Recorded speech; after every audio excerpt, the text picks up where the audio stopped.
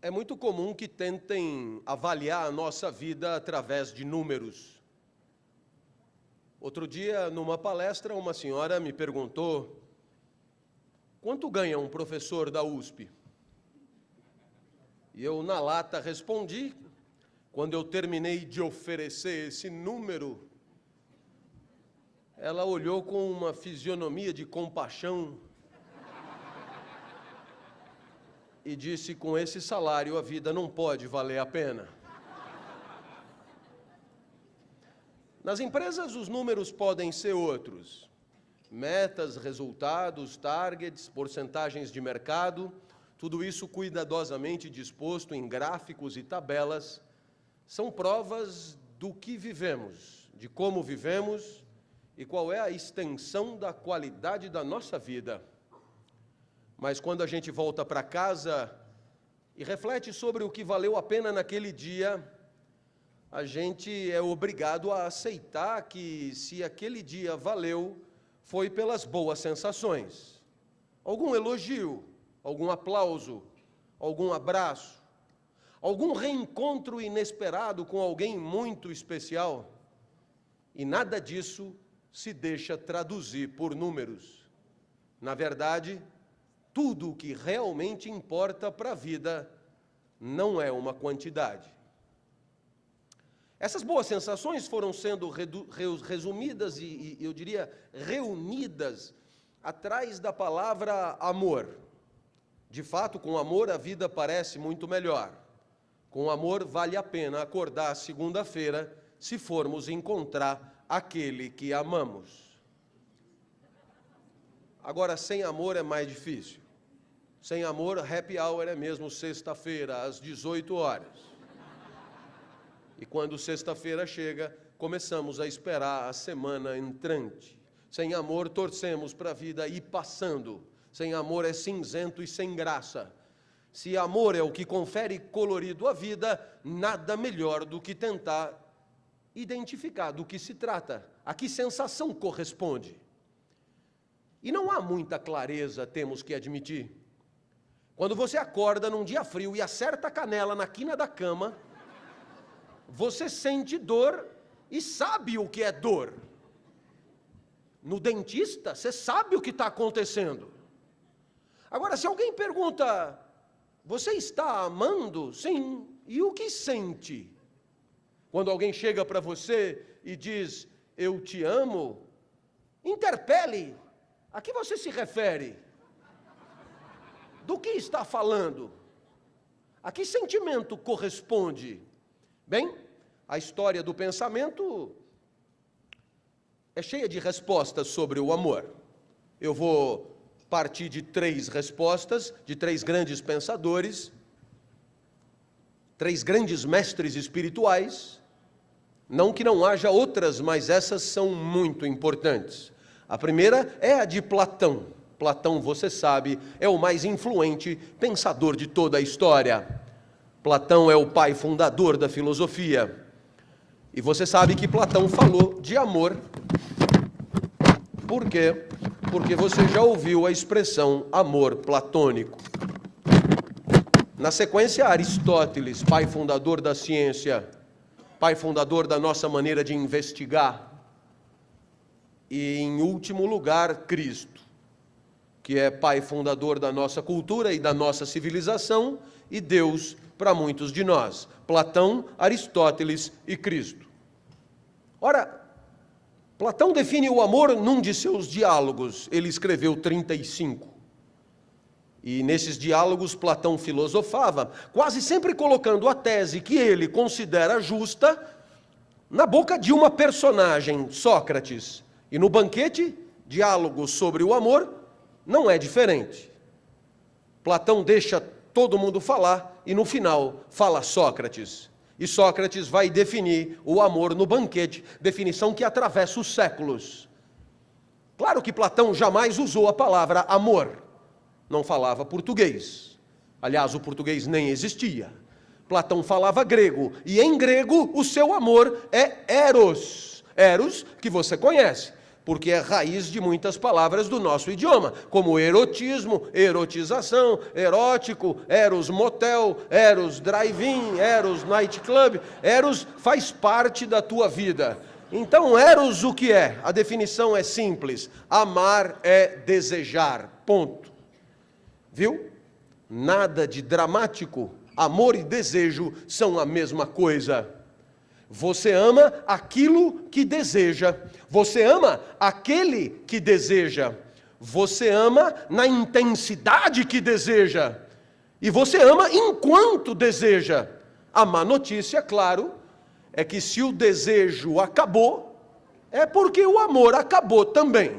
Amor e desejo são a mesma coisa. Ora, nesse momento, a pergunta óbvia: se amor é desejo, desejo é o que então? Pois desejo é a falta, diz Platão. Desejo é a busca daquilo que faz falta. Desejo é pelo que não temos e queremos ter. Desejo é pelo que não somos e queremos ser. Pelo que não fazemos e gostaríamos de conseguir fazer. E agora você tem a equação completa. Você ama o que deseja e deseja o que não tem. E quando tem, não deseja mais. E como o amor é desejo, não ama mais. Funciona assim, simples e rápido. Amor pela cunhada.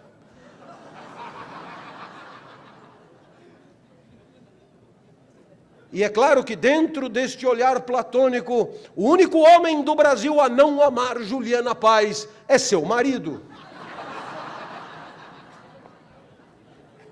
Exemplos vão ao infinito. Minha filha mais nova se chama Natália, tem 11 anos. Quando tinha 7 anos, porque queria um brinquedinho eletrônico chamado DS. Queria porque queria, desejava, e como desejo é amor, amava o DS. O DS na loja, ela na vitrine, e assim, uma relação de amor se estendeu até o Natal, quando Natália, de tanto merecer, ganhou o DS. Nesse momento, desaparece a falta. Desaparecendo a falta, desaparece o desejo. E como o amor é desejo, acaba ali, naquele instante, o amor de Natália pelo DS. Hoje o DS jaz num baú de desejos assassinados pela presença, num baú de desejos mortos pelo consumo. Hoje Natália ama o DSi. O I ela não tem. E a julgar pelos salários de professor da USP, claro, o amor de Natália pelo DSi permanecerá vivo, erótico, vibrante, cada um de um lado do vidro da vitrine. Graças à universidade, a minha família é cheia de gente que ama tudo que vê.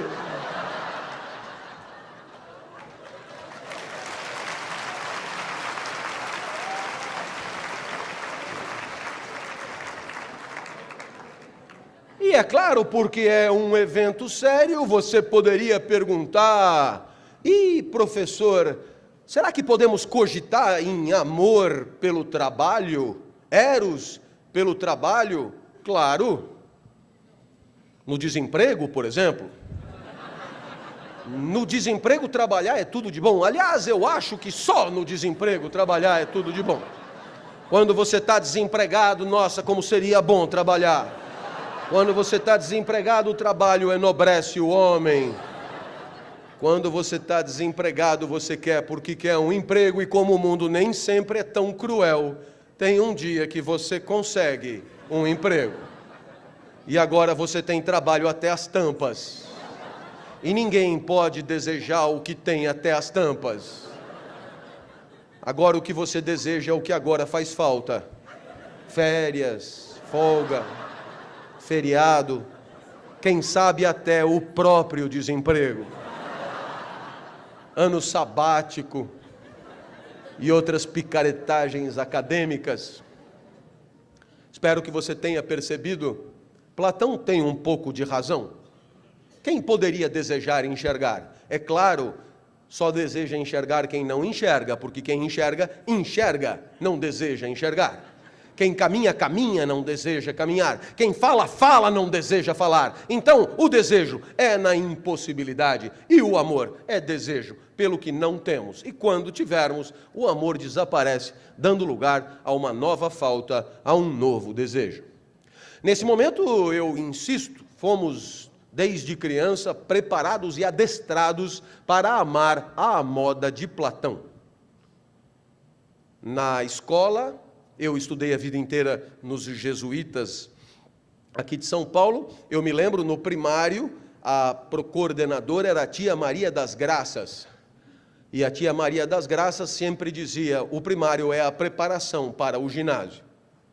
Vocês têm que desejar entrar no ginásio. Amor pelo ginásio, quando estamos no primário. Passam-se 4 anos, você entra finalmente no ginásio.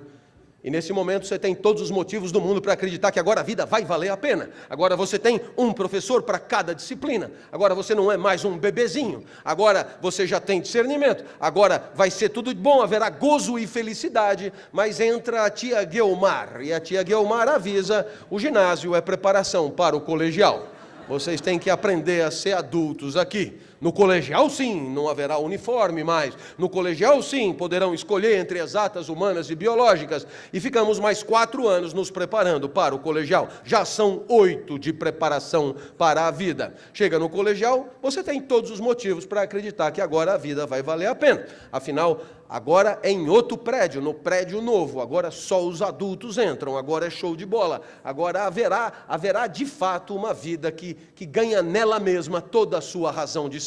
Mas entra o coordenador Mariuzan, indivíduo gigante, e com voz de trovão avisa: o colegial, como devem deduzir, é a preparação para o vestibular. Você então entra na faculdade, e quando entra na faculdade tem todos os motivos do mundo para acreditar que agora é do caralho, agora é show de bola, agora é nós, velho, agora ninguém segura, ainda mais dependendo do curso que você for fazer, desses cursos tipo comunicação, direito, filosofia, coisa meia boca, dá para fazer as 3 ao mesmo tempo e você ainda se diverte, é show de bola. Então você pega e diz: agora vai ser incrível. Mas aí você começa a andar pelos corredores da faculdade e você vê lá estágio disso, estágio daquilo, estágio na Unilever, estágio na Nestlé, estágio na Oi, estágio na Vivo, estágio na coisa, e alguém já buzina no teu ouvido: malandro, eu, se fosse você, arrumava um estágio agora mesmo, porque aqui você não vai aprender porra nenhuma. Se você não entrar logo no mercado de trabalho, você está fudido, ninguém mais vai te contratar. Você tem que entrar no mercado de trabalho, faça um estágio imediatamente, e aí você vai que nem um doido atrás de um estágio, e tem o dia que você consegue o estágio. Nesse dia você diz: agora ninguém me segura. Já são muitos anos esperando, mais de 12, agora vai. Você chega no primeiro dia do estágio, alguém olha para você e diz: sabe o que é? Estagiário. Se você não for efetivado, não vai valer nada isso aqui. E agora o objeto do desejo é a carteira assinada, é a efetivação. Até o dia que você, depois de passar noites e noites em claro, trabalhando que nem um condenado, você, explorado padrão, você consegue a carteira assinada. Nesse momento, já são 17 anos. E por alguma razão você começa a desconfiar. Já não era sem tempo? Você entra no primeiro dia, você vai com a família toda, bandas e fanfarras, faixas, parabéns, a vida começou, alegria, agora é nós, e você é recebido pelo chefe. O chefe olha para você e diz: sabe o que é? A empresa tem 15 níveis. E você, obviamente, está no G15. Enquanto você não passar para o G14, você é invisível. Você não existe, não tem nem lugar para sua bicicleta no estacionamento. G15 não existe. O que é que eu faço para passar para o G14? Persiga metas. O que são metas? São como cenouras. Eu vou ligar o PowerPoint, vou mostrar a cenoura e você sai correndo. Quando você agarrar a cenoura, você traz para mim.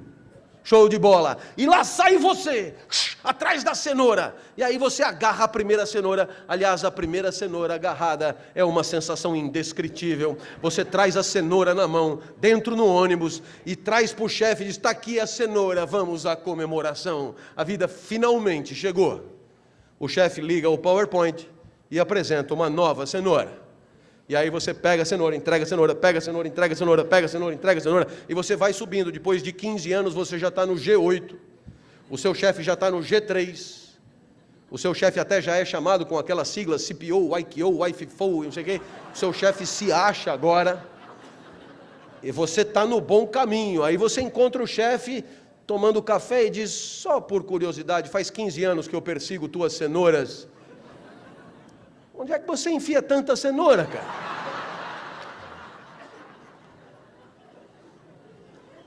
Vai ter um dia que vão fazer uma festa para você. Quando fizerem uma festa para você, você já dançou. Vão fazer uma placa também. Obrigado, perseguidor de cenouras. Foram 30 anos de dedicação e suor. Foram 30 anos em que as cenouras canalizaram toda a tua energia. Parabéns, muito obrigado, mas vamos substituir você por alguém mais jovem e mais iludido. E aí você começa a dizer coisas como: quando eu me aposentar, aí sim a vida vai valer a pena. Mas já está chegando no fim. Você vai comprar uma Kombi, uma casa em Serra Negra. E quando você tiver com 80 anos, com a família chorando em volta nas últimas, ainda é possível que chamem alguém vestido diferente, com um olhar sombrio, e disse: nada de tristeza, porque o melhor ainda está por vir.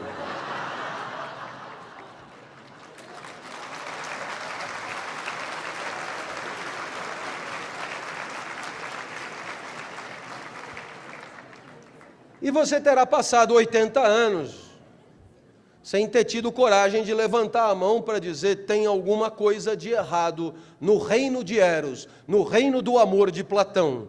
Tem alguma coisa de errado porque essa vida é um saco sem fundo. Não tem saco para tanta cenoura. Sempre haverá o que falta, e o que faz falta no mundo do consumo é a mesma coisa.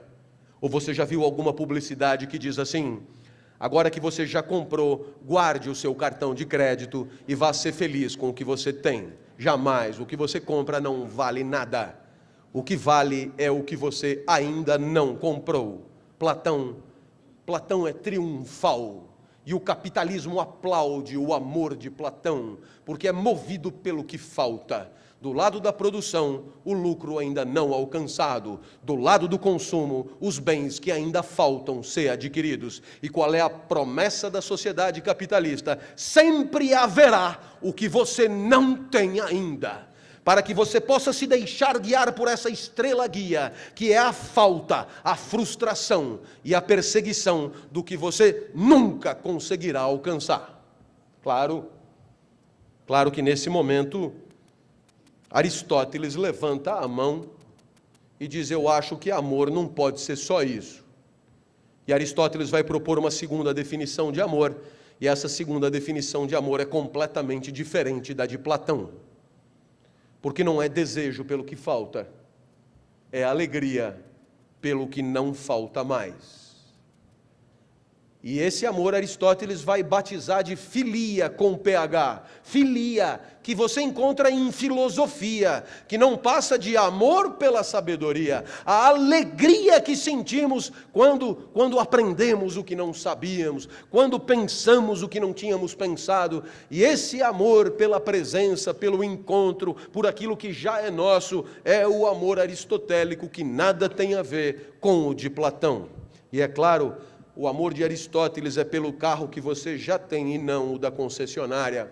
O amor de Aristóteles é pelos alunos que já são os teus e não os que você gostaria de ter. O amor de Aristóteles é pela faculdade aonde você dá aula e não aonde você gostaria de trabalhar. O amor de Aristóteles é assim, pelo filho que é o teu e não o da tua irmã.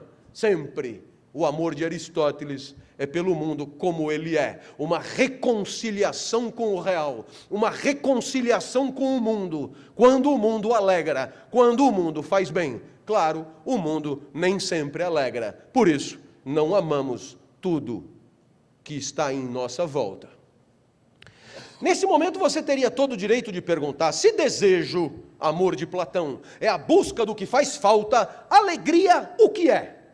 A definição que vos proponho não é de Aristóteles, é uma posterior, mas é melhor e vai nos ajudar demais. Alegria, anotem, alegria é a passagem para um estado mais potente do próprio ser.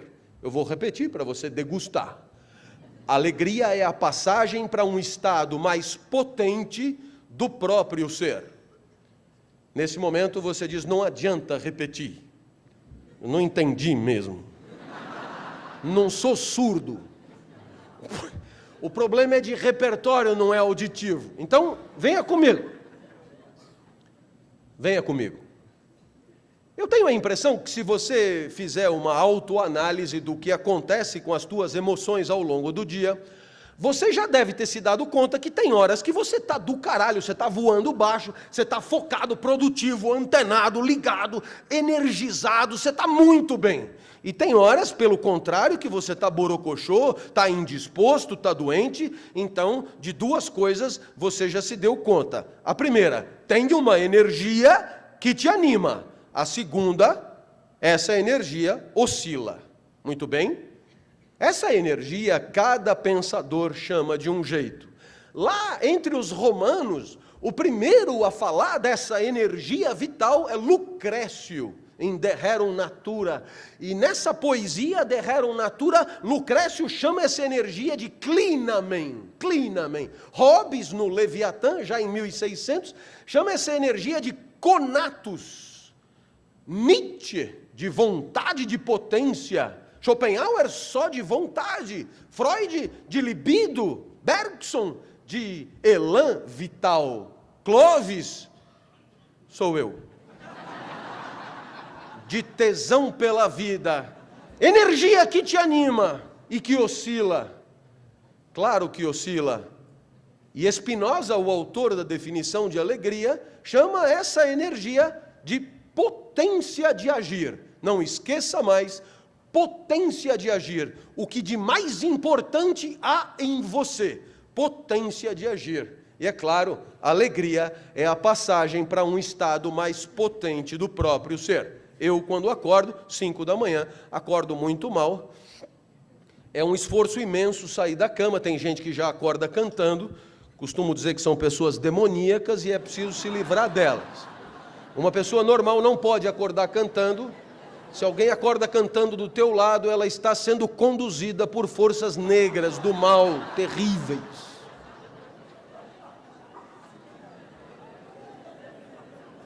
Eu me sento na cama, vou até o banheiro, sento no vaso, esforço supremo, tomo uma ducha, já me sinto um pouco mais desperto. Aí eu me visto, tomo um café, já estou um pouco melhor, saio 6h30 de casa. Eu moro na rua Itacolomi, esquina com a Higienópolis. E eu adoro o meu bairro, adoro o meu bairro. Então eu me sinto bem saindo e vendo a Avenida Higienópolis, por onde eu passo, eu gosto dali. Não saio dali nunca mais, e aí é esse o problema, eu me sinto bem ali e não tem trânsito 6h30.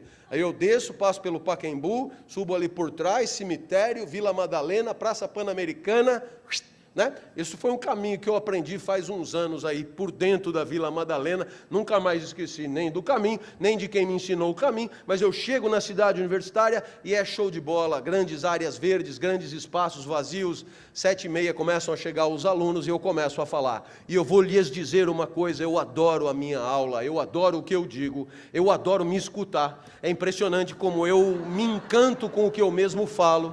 É impressionante como eu entendo claramente quando eu mesmo explico, né? É impressionante como eu me enfado quando os outros falam. É impressionante como é assim, alguém dirá, você é insuportavelmente arrogante. É possível que você tenha razão. Mas, que fique claro, não sei se você já se deu conta, mas você vai ter que se aguentar até o fim. Você será espectador de você mesmo. Você vai ser observador das próprias condutas até morrer. É bem mais legal se você se encantar com você mesmo. Porque se você conseguir se encantar com você mesmo, aonde quer que você esteja, você consegue se encantar. É só você falar para você. Sabe, É fácil, vamos imaginar que você esteja no aeroporto Santos Dumont esperando para pegar o avião, sozinho, cena medonha, né? Não sabe se vai chover, se não vai chover, etc, etc, etc. Se você precisa, para se alegrar, de uma champanhe Veuve Clicquot 68, rosé, servida por não sei quem, etc, tal, você está fudido, não vai ter isso ali. Mas se você começar a falar com você mesmo e você começar a rir, viu? Você tem uma vida melhor nos lugares mais improváveis. Então encante-se com você. Você é encantador. Eu tenho certeza disso. Professor, eu não acho nenhuma graça no que eu faço. Troque do que você faz. Vá fazer outra coisa, porque sempre haverá aquilo que seja objeto do teu encantamento em você mesmo. E aí é bem legal, às 10 horas da manhã eu estou em cima da mesa gritando e você perguntará, o que aconteceu entre 5 e 10 da manhã? Resposta, alegria. Passagem para um estado mais potente do próprio ser. E por que eu digo do próprio ser? Por que Spinoza diz do próprio ser? Simplesmente porque não serve para todo mundo. Simplesmente porque não é uma lição de autoajuda. Simplesmente porque é só um exemplo. A minha vida não é regra de alegria, não é padrão de funcionamento existencial, não é medida certa, fantástica, não é dietética exuberante que garante a alegria de qualquer um, não, é minha alegria. Professor, mas eu não sei você, não conheço você, vá procurar sua alegria em outro canto, essa é só a minha alegria, porque é do próprio ser. Professor, o senhor não tem um jeito de viver que possa alegrar todo mundo? Não. Eu não sou guru. Vocês gostam de gurus? O guru quase sempre vem de longe. É importante que ele venha de longe. Porque se ele está muito perto, se o guru convive de perto com você, você sabe que não é guru, porra nenhuma. É um bosta que nem você. É importante que o guru venha de longe, ele vem com o microfone Madonna, ele vem cheio de marra e ele tem todas as respostas para a vida. E o que é legal de um guru é que ele cai fora rapidinho assim que ele passa a sua receita, porque não funciona. Eu me lembro daquele da reengenharia, que veio, falou de reengenharia, quem aplicou faliu. Aí passa uns anos fora, depois volta com 7 hábitos para o homem eficaz. Depois o 8º hábito, o 9º hábito, e assim haverá sempre quem queira fazer a coleção inteira e permanecer na eficácia, na ineficácia, no fracasso. Porque se houvesse uma fórmula de felicidade, de sucesso e de alegria que contaminasse todos, pare para pensar, se fosse verdade que um jeito de viver traria felicidade para qualquer um, independentemente do vivente e de sua especificidade. Se isso fosse possível, todos nós já viveríamos do mesmo jeito. Todos nós já teríamos as mesmas condutas. Todos nós já adotaríamos as mesmas estratégias. Todos nós já teríamos sido definitivamente padronizados pela medida certa. Mas felizmente ainda há um átimo de lucidez para perceber que o que alegra um não alegra necessariamente outro, que as fórmulas não funcionam universalmente e que, portanto, você ainda continua livre para encontrar um caminho que ninguém tenha pensado ainda. Felizmente, porque as fórmulas não funcionam, continuamos estimulados e autorizados a procurar o nosso próprio caminho, livremente. Porque se as fórmulas funcionassem, seríamos todos escravos da mesma fórmula. E teríamos desaparecidos como seres autônomos, criativos, geniais. E sempre dispostos a improvisar um jeito que ninguém tinha pensado antes. É bem melhor assim, sem fórmula nenhuma. Nem para todos e nem para você. Como assim, nem para mim? Claro! Ou você acha que toda aula para mim é alegre, basta o aluno não prestar atenção e me desconsiderar e eu já entristeço. Porque tristeza é isso, queda de potência, passagem para um estado menos potente do próprio ser. Basta a secretária do departamento entrar a porta adentro, mulher medonha, E ela diz: os outros professores estão reclamando que o senhor grita muito. E eu te pergunto, para onde vai a minha potência? Para o saco, diz um aluno. E eu respondo: antes tivesse ido para o saco, meu amigo, excelente lugar para ter potência. A potência desaparece mesmo, é a tristeza. A secretária entristece, por isso eu tento driblá-la. Mas eu só tento, porque ela se interpõe. O mundo é assim, infinitamente competente para te entristecer. E a gente tenta driblar aquilo que a gente acha que vai entristecer. A gente tenta encontrar aquilo que a gente acha que vai alegrar. Mas como a gente nem sempre acerta e o mundo é criativo, a tristeza é ultra preponderante. A gente ama o que alegra, por que não amaria? Aristóteles tem razão. Amor é alegria, amor é pelo mundo, quando o mundo alegra. Agora você poderia nesse momento perguntar, professor, se Platão foi um grande mestre espiritual e diz que amor é desejo pelo que falta, e Aristóteles foi outro grande mestre espiritual e diz que amor é alegria pelo que não falta, qual dos dois tem razão? Com qual eu fico? O que é o amor? Quem errou? Ora, você não espera em sã consciência que eu tenha vindo para dizer quem tem razão entre Platão e Aristóteles. O máximo que eu posso fazer por você é sugerir que os dois têm razão. Afinal de contas, nada te impede de amar o que você não tem. E você sabe que você ama o que você não tem. E quando você ama o que você não tem, chame de desejo. Amor, desejo. Desejo pelo que eu não tenho e amo, gostaria de ter. Agora, nada impede você de amar o que você tem. E quando você ama o que você tem, chame de alegria. Os dois têm razão. Afinal de contas, você pode perfeitamente amar na falta e na presença. Você pode perfeitamente amar quando faz falta e quando está presente. Eu espero que você tenha percebido que se Platão e Aristóteles têm razão, Platão está por toda parte, porque estamos o tempo inteiro indo atrás das metas e dos desejos e das coisas que não compramos e do iPad 38, mas a alegria não, a alegria falta, a alegria é rara. E eu tenho certeza que o grande desafio contemporâneo das empresas não é fomentar o eros, não é sangue no olho, faca no dente, vestir a camisa, atitude, proatividade e toda essa parafernália do jargão corporativo. O grande desafio é conseguir dar a isso um sentido. É conseguir dar ao eros uma direção, um significado. E é claro, a alegria é sempre o sentido do desejo.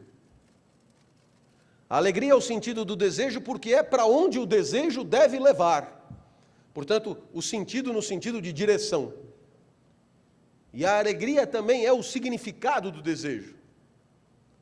Porque é a alegria que permite interpretar o esforço que fazemos para ir atrás do que faz falta. Sem a perspectiva da alegria, o desejo pelo desejo gira em falso. É mesmo um saco sem fundo, sem nenhum sentido. Por isso o grande desafio é esse. É traduzir desejo em alegria. É mostrar que desejo e alegria fazem uma boa dobradinha, mas que sem a possibilidade de vislumbrar a alegria, a busca do que falta é insana, alienada, demencial, cruel, exploratória. Mas ainda falta um terceiro amor. E esse amor é o de Cristo. E o amor de Cristo não é nem eros e nem filia, nem desejo do amante, nem alegria do amante. Porque Cristo diz que o amor dele é por qualquer um, e é claro, se o amor é por qualquer um, não é desejo. Porque você não deseja qualquer um. Apesar de que depois de uma certa idade você começa a relaxar nas exigências. É a cristianização do eros. Vitória de Cristo sobre Platão. Mas, sobretudo, o amor de Cristo não é filia, porque não é todo mundo que alegra, a maioria é mala. Para achar alguém que alegra, é preciso esbarrar num monte de gente que, no máximo, indifere. Então, é claro que no amor de Cristo a diferença é que o que importa é o que sente o amado. No amor de Cristo, como diz Tomás de Aquino na Suma Teológica, o eixo de gravidade da relação amorosa se desloca para o amado. No amor de Cristo, o que importa é o que o amado sente, e o amante fará tudo para que o amado sinta o melhor possível. No amor de Cristo, o amante recua para que o amado se agigante em potência. No amor de Cristo, o amante se apequena para que o amado triunfe. No amor de Cristo, o amante passa a noite em claro para que o amado repouse. No amor de Cristo, o amante, enfim, se esforçará, se curvará, para que o amado possa ver o mais longe possível. Ora, nesse momento você deve estar me olhando, e deve estar me olhando com estranheza, porque no mundo competitivo das nossas vidas profissionais, isso não parece ser muito comum. Afinal de contas, o que é que você aprende a dizer para que te respeitem? Você aprende a dizer que você entra para rachar. Você entra com sangue no olho para quebrar o adversário. Você entra e você não recuará ante nenhum pretexto. Você entra para dizer que você é foda e você ganha de qualquer jeito. E é claro que nada disso parece combinar muito com o amor de Cristo. Mas depois que você sai do mundo profissional, você tira o uniforme e você fica melhor, né? Você fica mais digno e começa a dizer coisas, digamos, menos toscas. Eu vou te dar exemplos da minha trajetória, e você encontrará na sua trajetória exemplos equivalentes, eu tenho certeza. Essa minha filha mais nova, Natália, que agora tem 11 anos, quando tinha 4, foi acometida de gravíssima enfermidade, síndrome de Kawasaki, uma doença esquisita no Brasil, muito distante, uma doença quase que exclusivamente oriental, é um vírus que só dá em crianças de 4 a 6 anos. E aí, a história é a seguinte: se você for comparar com a AIDS, tem duas diferenças fundamentais, uma para pior e outra para melhor.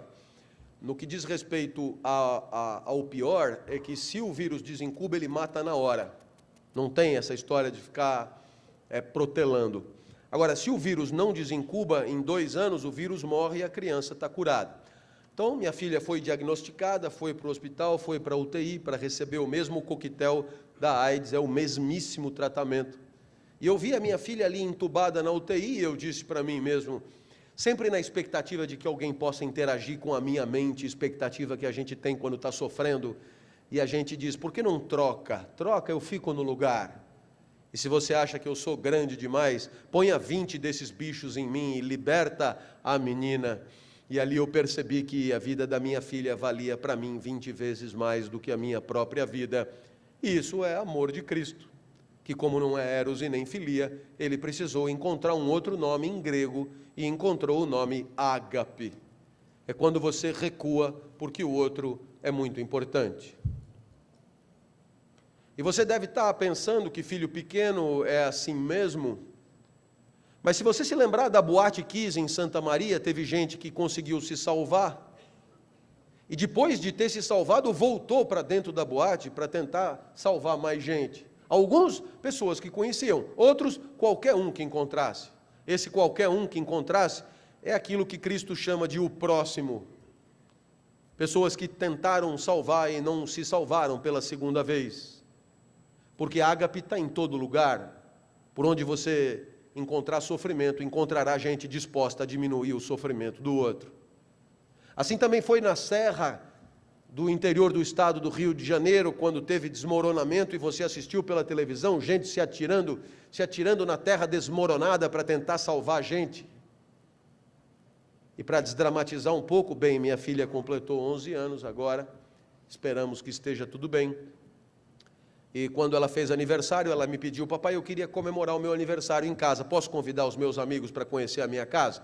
A minha filha tira de mim o que ela quiser. Sempre haverá um pedagogo para dizer que é preciso impor limites. Eu costumo dizer, vá impor limites no seu curral e me deixe em paz. Traga quem você quiser. Vieram 39.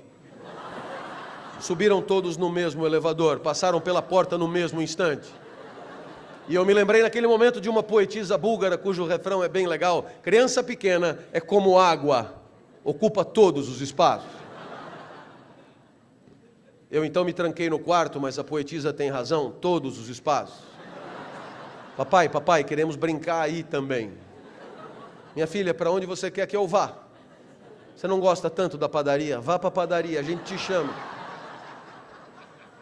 E aqui eu queria que você pensasse comigo, se só Platão tivesse razão e amor fosse só busca do que me faz falta, o que me fazia falta ali era o silêncio, eu punha todo mundo para fora em nome do meu amor, do meu eros pelo silêncio. Se só Aristóteles tivesse razão e a única coisa que valesse fosse a minha alegria, talvez eu também pusesse todo mundo para fora, que eu já não aguentava mais aquela gritaria. Mas como aqui quem tem razão é Cristo, eu fui para a padaria e lá esperei umas 3 horas, ser autorizado a voltar. Padaria que só vende pão, né? Não é cervejinha, né? Pão é bom, é muito bom, mas depois de um certo momento fica meio repetitivo. Eu espero que você tenha se dado conta de que esse amor está por todas as partes. Por exemplo, quando às quintas-feiras eu estou lá na Escola de Comunicações e Artes com os meus alunos e vamos até às 11 horas, eu sempre tenho a expectativa de produzir no meu aluno a alegria de entender o que não tinha entendido. É uma alegria tipicamente escolar. É uma alegria que todos sentimos quando alargamos nosso repertório. É uma alegria que todos sentimos quando percebemos que passamos a pensar melhor. E isso faz bem a qualquer um de nós. E eu me sinto ainda capaz de produzir essa alegria nos meus alunos. Então vamos até às 11. Às vezes sem necessidade. Às vezes com a escola já vazia. Mas ali o que conta é o amor pelo aluno. E quando o professor Paulo Freire, nosso mais importante intelectual, definiu o professor como sendo aquele que ama o aluno, é disso que ele está falando. O professor não é o que cumpre protocolos, o professor não é o que obtém títulos, o professor não é o que produz cientificamente, porque é possível ter protocolos, títulos e produção científica sem ser professor. O professor é aquele que precisa da alegria do aluno. E essa alegria não é qualquer alegria. É a alegria escolar de pensar melhor. É a alegria escolar de entender o que não tinha entendido. Coisa tão importante, sem a qual o professor não volta para casa, sem a qual o professor não se sente contemplado, não se sente realizado, porque a realização do professor está no sorriso do aluno que entende o que não tinha entendido. E ele tudo fará para isso. Não importa o dia e não importa a hora, não importa a recompensa, não importa a remuneração ou a falta de remuneração. O que importa ali é um sentimento que todo professor, que é do ramo, sente e compartilha. Esse laço que os une aos alunos e que faz com que a inteligência do aluno seja responsabilidade compartilhada. Ah, meus amigos, ser professor é show de bola, ser professor é do caralho, e nesse dia do professor vale a pena destacar que existe um amor que marca a relação professor-aluno, que é perfeitamente descrita por Cristo. Aquela relação que o professor ensina, e depois ele vai embora. Ele vai embora e o aluno segue viagem sozinho, preparado que está para enfrentar a vida. Eu já te ensinei tudo o que eu sabia, agora é você com o mundo, siga em frente. Mesma sensação que temos quando nossos filhos vão fazer uma viagem ainda na infância ou na adolescência, mesma sensação que temos quando os nossos filhos vão fazer estágio fora, vão fazer intercâmbio, aquela sensação de não saber se de fato a nossa preparação foi suficiente para encarar um mundo que sabemos é invencível. Claro, se você me encontrar num bar da rua Aspicuelta e perguntar, professor, o que a vida tem que ter para ser boa, eu já te dei boa parte da resposta. Deseje o que você não tem, porque a vida dificilmente vai valer a pena na frustração e na derrota. Mas saiba que isso não basta. É preciso conseguir se alegrar com o que você tem. Mas saiba que isso também não basta. Porque se sua alegria for solitária, porque se você for uma chama de alegria num oceano de tristeza, aquela corda vai parar de vibrar. É preciso ter com quem comemorar. É preciso ter gente alegre do lado. Por isso, zele pela alegria de quem está em volta. Proteja-os da tristeza. E aí não tem como dar errado. Desejo, alegria e uma incrível preocupação em zelar pela alegria daqueles que amamos. Vida boa, com certeza, cada um na sua, seguindo suas intuições e seus amores. Agora, é claro, nem sempre amamos.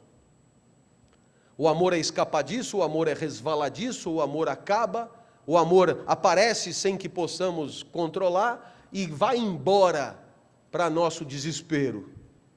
E é por isso que a vida não pode ser completamente definida pelo amor. Porque temos que conviver com muito mais gente do que aqueles que amamos. Quem é que você ama? Junte aí os 3 amores. Desejo, alegria e preocupação. Junte os 3. Quem é que você ama? 5 pessoas? 10 pessoas? Ainda faltam os outros milhões. Só na China tem mais gente. E aí, como fazer para conviver sem amor? E é claro, você só tem uma saída, já que o sentimento não ajuda. É encontrar uma solução. É usar a cachola. É usar a razão a serviço do aperfeiçoamento da convivência. E a razão compartilhada a serviço da convivência e do seu aperfeiçoamento é o que nós chamamos de ética. Ética é isso. Para quando o amor não existe ou não existe mais, e temos que continuar convivendo, temos que decidir racionalmente qual é o melhor jeito de conviver. E vamos todos juntos pensar na melhor forma de conviver, mesmo quando não amamos quem está do lado. A isso chamamos ética. Agora, qual é a graça da relação da ética com o amor? É que, muito embora amor e ética sejam coisas completamente diferentes, porque amor é sentimento que você não controla, e ética é raciocínio, é inteligência, é argumentação, é lógica. O amor é a referência para a ética. Já que não ama, faça como se amasse. O amor é o modelo de comportamento que a inteligência do homem procura imitar para viver e conviver bem. Exemplo. Toda vez que eu viajo, eu trago para minha filha um presente. Como eu viajo todo dia, eu trago um presente todo dia, o que desperta ciúme em quem está perto. E outro dia a própria, puxa, como você é generoso com a Natália. E eu tive que explicar, não há aqui generosidade nenhuma. O que há é amor. E o que é generosidade? Generosidade é virtude moral. Generosidade é imitação do comportamento de quem ama. Quem ama, dá.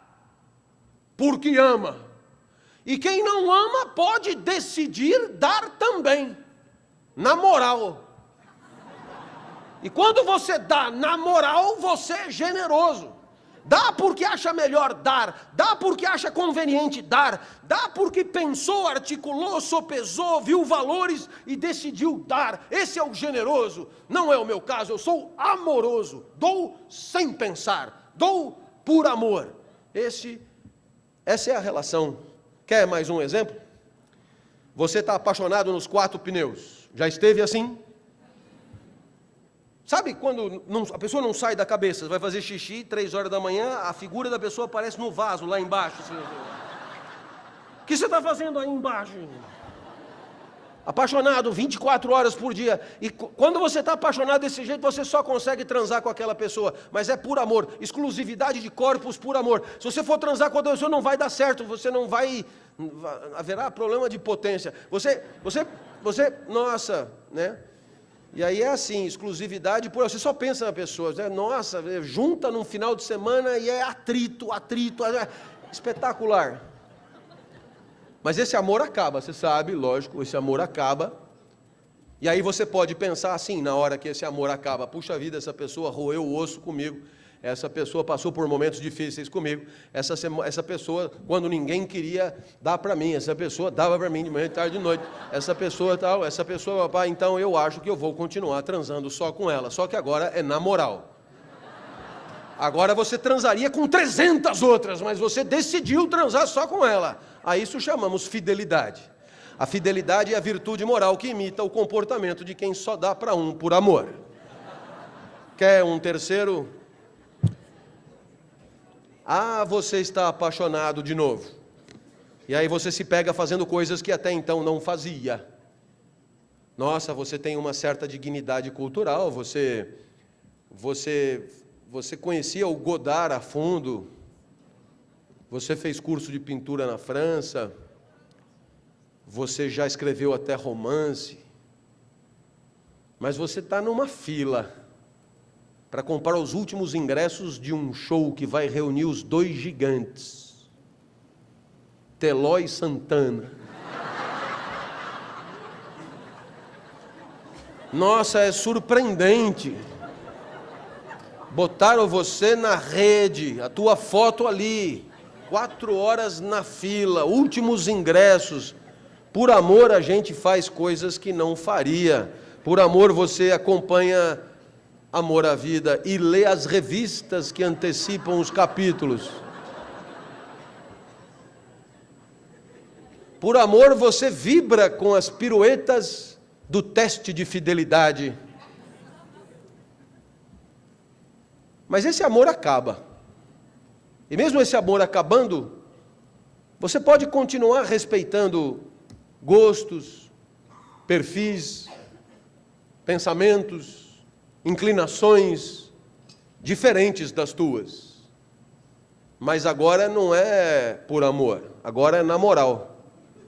E quando na moral você tolera tudo que é diferente de você, você chama isso de tolerância.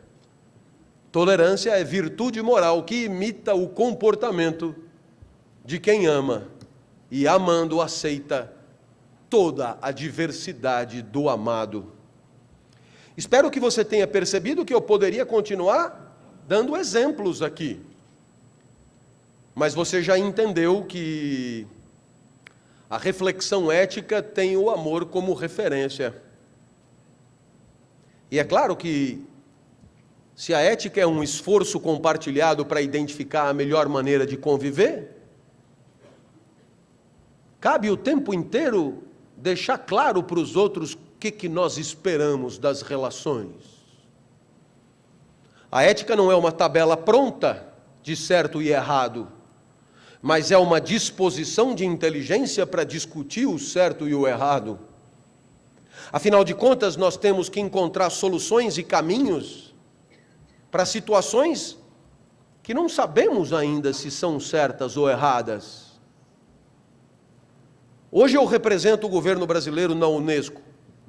Eu represento o Ministério da Justiça, por concurso público. E um dos temas que eu debato na Unesco é o uso infantil do Facebook.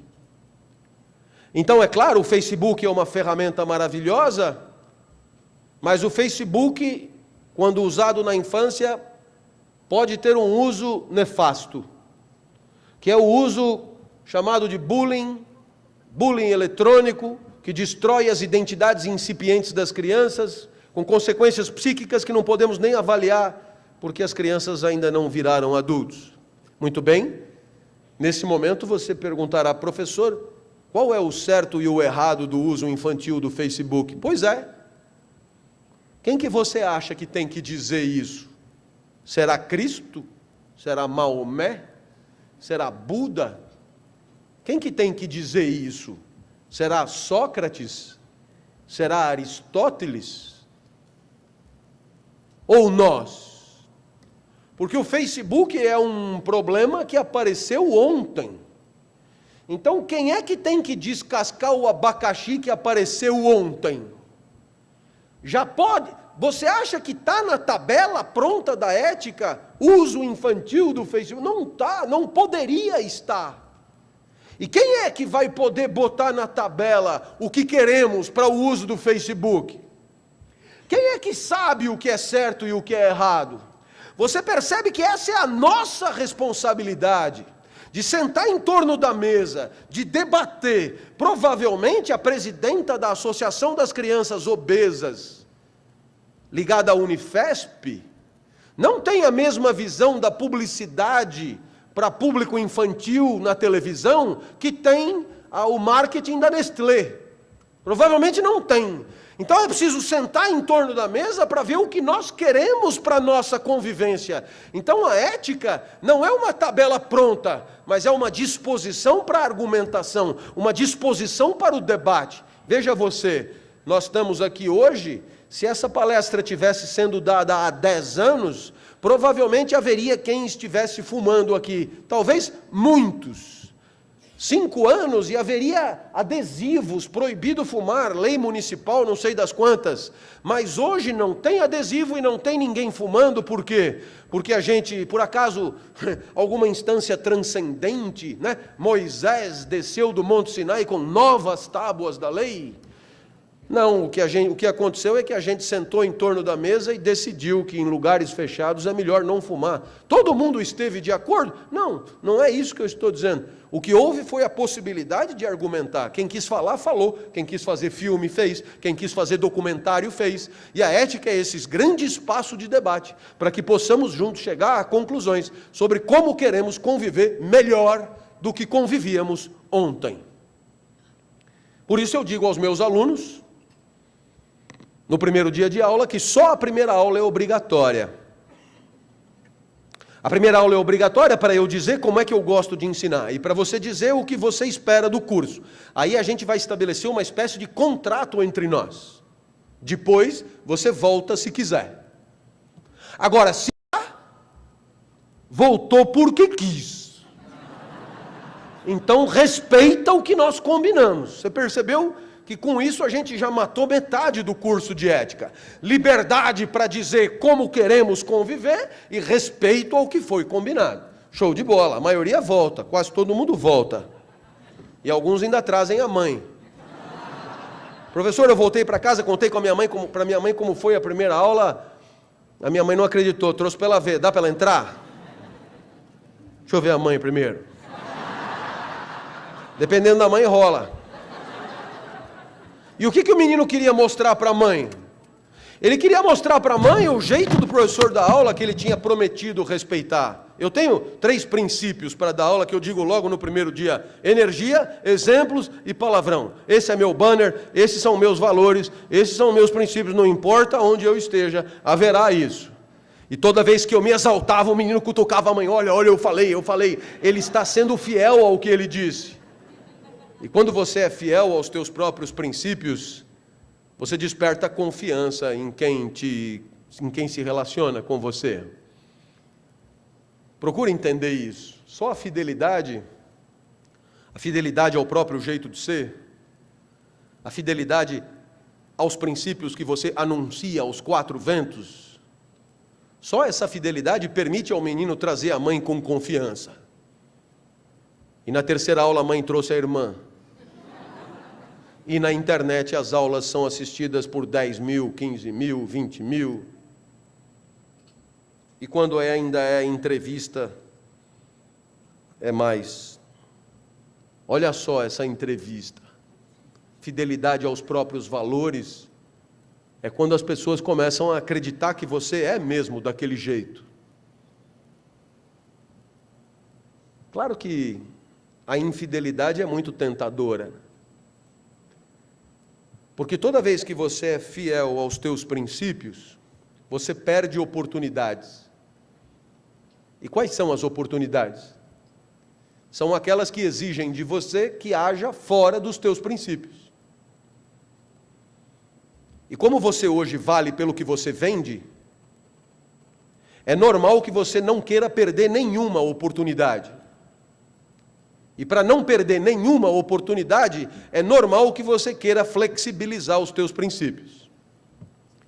É o que o livro Vendedor Pitbull chama de ética à la carte, moral líquida. valores customizados. A moral líquida é o melhor exemplo. Se o cliente for um copo, você cabe. Se o cliente for uma jarra, você cabe também. Você se adapta. E se alguém perguntar para você quais são teus princípios de vida, você diz: estou esperando o próximo cliente para ele me dizer.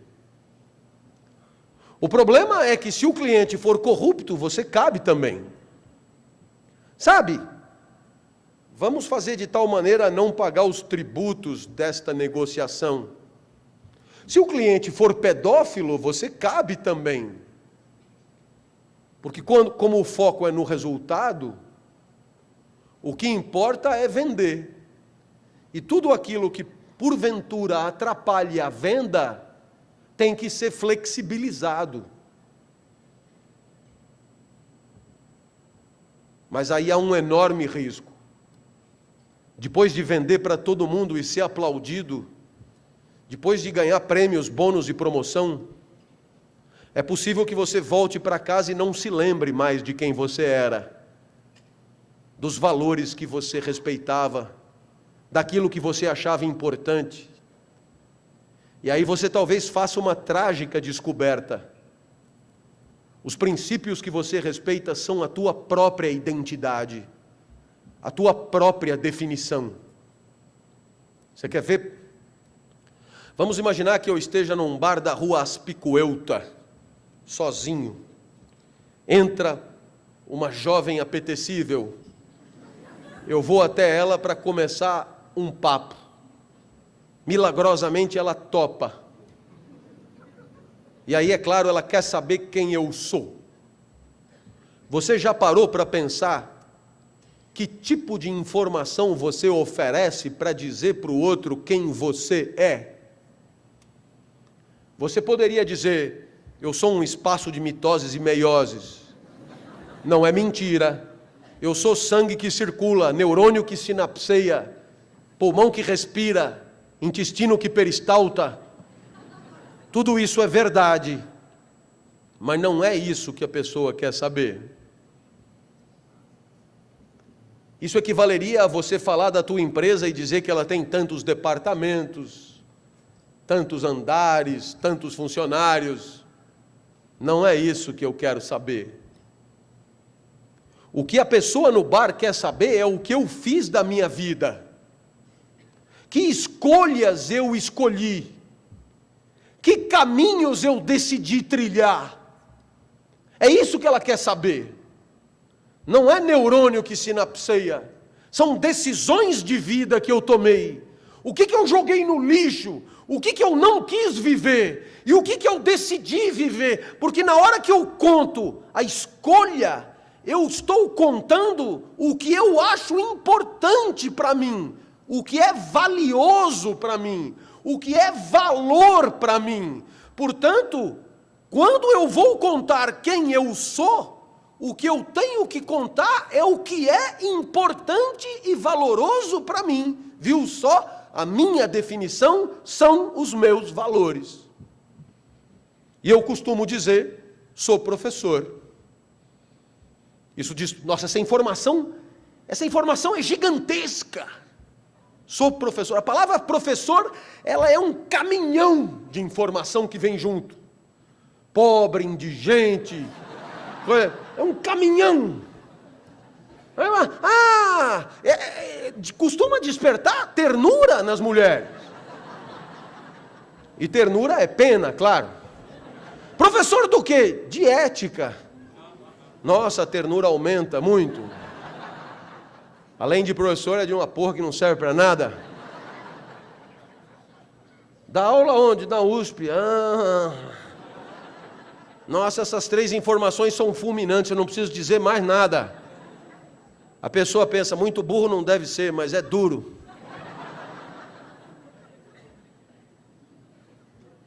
Nós somos os valores porque nós somos as escolhas. Nós somos a nossa estratégia de vida, nós somos a nossa política existencial. É isso que a gente conta para os outros, o que é importante para nós na vida, o que é importante para nós no mundo. Por isso, abrir mão dos valores é abrir mão da nossa definição, é abrir mão da nossa história, é abrir mão do que nos discrimina, é abrir mão do que nos diferencia, tornando impossível que possam saber quem somos, tornando impossível que possam confiar naqueles que não sabem quem somos. Por isso é tentador ser infiel, mas é importante que você pense que, sendo infiel a você mesmo, talvez esteja cavando a cova da própria desconfiança. Talvez seu negócio,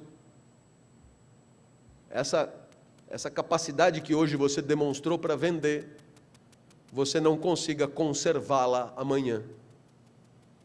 É o que vocês chamam de sustentabilidade do negócio.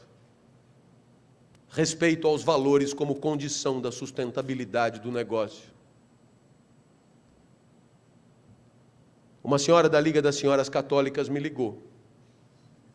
Professor, eu sou sua aluna do programa de terceira idade, queria lhe convidar para dar uma palestra para nós. O senhor topa? Claro. Já quero avisar que vou cobrar caro os ingressos, mas o dinheiro vai todo para as crianças com câncer. O senhor topa? Claro. Só mais uma coisinha, não é nada pessoal, eu adoro o seu jeito. Mas eu tenho umas amigas mais idosas do que eu. Pensei, nossa. Não dá para dar uma maneirada? Não dá para dar uma maneirada na energia, nos exemplos, sobretudo nos palavrões? Não custa nada, pega leve. Não dá não, dona. Eu sou assim, ou eu vou com tudo, ou então eu não vou. Ir pela metade eu não consigo. E depois, pense em quem vai comprar os ingressos. É todo mundo que adora o senhor, vai bombar, o senhor vai ver. Será que essas pessoas esperam que eu dê uma maneirada? Não, elas esperam, elas eu acho que não. Elas querem que o senhor faça o que o senhor sempre faz. Então por que nós vamos traí-las? Avise aí suas amigas higienizadas. Se quiser ajudar as crianças com câncer, vai ser com caralho e tudo.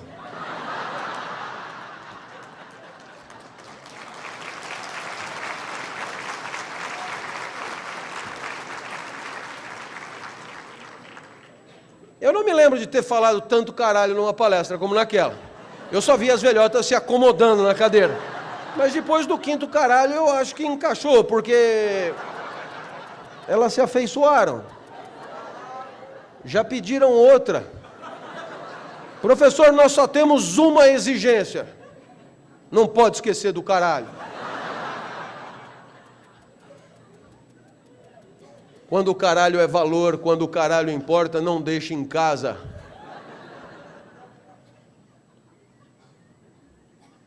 E é claro, você deve estar pensando, professor, deixa eu ver se eu entendi bem. O grande barato é o amor. Mas como o amor é escasso, a ética, deixando claro para todo mundo qual é a tua praia e permitindo a todo mundo te escolher. Deixando claro para todo mundo qual é o teu jeito e permitindo a todo mundo ver se os teus princípios se alinham. Quem gostar, volta e ainda traz a mãe. Professor, quer dizer que amor mais ética dá uma combinação legal? Talvez um instante de vida um pouco mais feliz. E se você me perguntar o que é um instante de vida um pouco mais feliz, no final dessa palestra, eu não tenho medo de arriscar. Acho que quando você compra uma torta de morango é para sentir gosto de morango. Quando você vai viver é para sentir gosto de felicidade. É verdade que tem muita torta de morango ruim, que não tem gosto de morango. Como tem muita vida ruim, que não tem muito gosto de felicidade. Ah, mas o gosto do morango eu sei qual é. O da felicidade você também sabe. Porque o gosto da felicidade você sente cada instante que você gostaria que durasse um pouco mais. O gosto da felicidade você sente cada instante que você gostaria que não acabasse tão cedo, que você torce para durar, que você lamenta que tenha acabado, que você começa a articular para repetir o mais rapidamente possível. Eu sei que muito da tua vida não é assim. Você passa o dia esperando o fim do dia, você passa a semana esperando o fim de semana, você passa o mês esperando o quinto dia útil, você passa o ano esperando as férias. Será que você não percebe que quando você passa o dia esperando o dia acabar, é porque você está torcendo para a vida acabar mais rápido? E que a felicidade só pode ser o contrário disso? Eu costumo dizer sempre que os tristes comemorem, porque o triste é mesmo aquele que quer que a vida acabe rápido, e a vida acabará. Vitória da tristeza. Mas que os felizes vendam caro a derrota, porque a felicidade é só isso mesmo, uma resistência heróica contra a finitude de cada instante da vida. Nesse escoador sem volta, nessa deterioração orgânica ininterrupta a que estamos submetidos, a felicidade é todo instante que você não quer que acabe. A felicidade é todo instante que você percebe que a vida é mágica e deveria durar para sempre. A felicidade é o desejo de eternidade materializado num instante do mundo. E é claro, não era outra a minha pretensão para esse nosso encontro. Muito mais do que te ensinar alguma coisa, o que eu queria mesmo é que você tivesse desfrutado, que você tivesse rido, que 10 minutos tenham passado e você não tenha percebido, que você não tenha se dado conta que está tendo uma aula de filosofia há 1h30, que você tenha pensado em trazer a mãe, ou o filho, que você tenha pensado em me mostrar na internet para alguém que você ama. E se alguma dessas coisas aconteceu, é porque nesse segundo aí você foi feliz. E eu dei causa. Muito obrigado.